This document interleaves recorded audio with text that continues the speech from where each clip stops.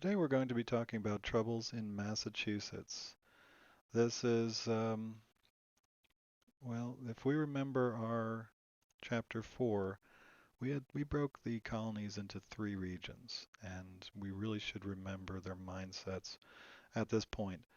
We've got New England. This is Massachusetts right here.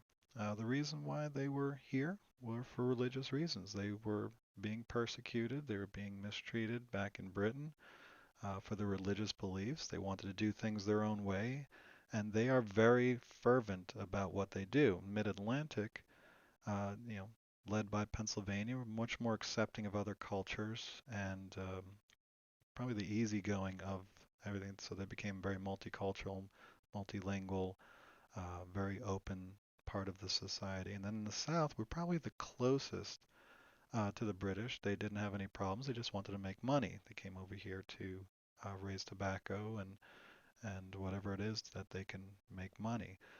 They kept the British religion, or the religion that was accepted in Britain, the Anglican Church. And so they really didn't have too many problems, and they had a close tie with Britain.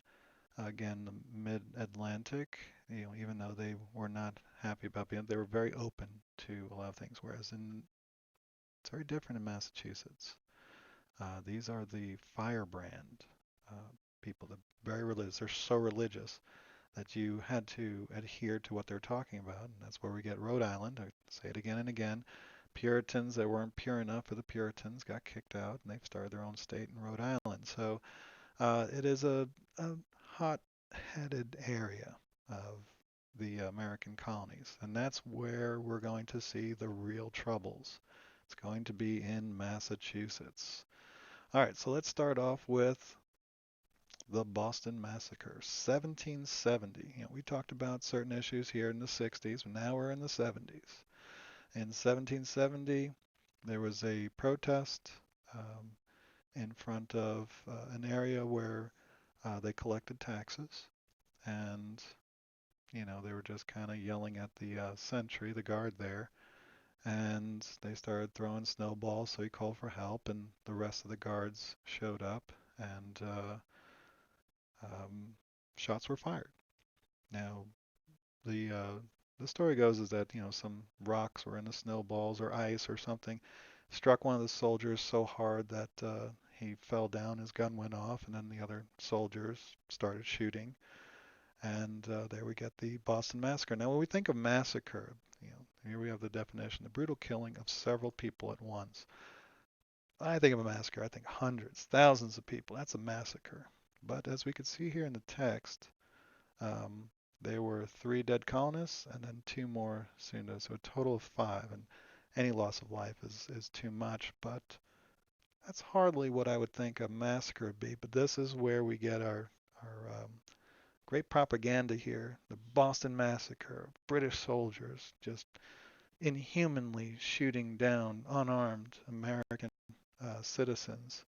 And so this now blood has been shed. This is different than protests or breaking someone's windows or whatever. Now people's lives have been lost, and not just one, but five. And so that is a massacre to the Americans. And so in Massachusetts, things are going to continue to spiral out of control. So they come up with the Sons of Liberty, democracy, a political system which power lies with citizens. That's another one we make sure that we have in there because that's what people are looking for when they start having these protests. So they formed things like the Sons of Liberty. Sons of Liberty was a group, a political group that would always fight against what the British were doing as far as taking American rights away. And one of these things that happened was the tea tax. Um, they did not like the tea, but there was nothing major event to really center on until uh, there was a company that had a lot of tea left over and they needed to sell it somewhere. And so they came up with a tea tax and tried to sell it to the Americans at a cheaper price. Hey, you're going to pay less for tea. You just got to pay this little tax here. Well, Americans knew if they bought this cheaper tea, which they wanted, that they accepted this tax.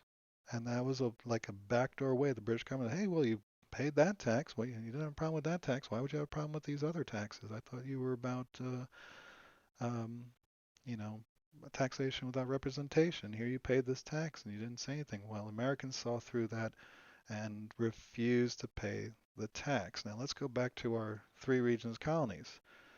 You had uh, I forget which one's which, but one of the regions, I think it was the South, just, you know, let it sit there in mid-Atlantic. They sent it back. Um, but in Boston and Massachusetts, they had the Boston Tea Party, 1773. Now we tend to think of Boston Tea Party as guys coming in and, rock music in the back, blaring and everybody going crazy and hooping and hollering and everybody's just, it's one big riot.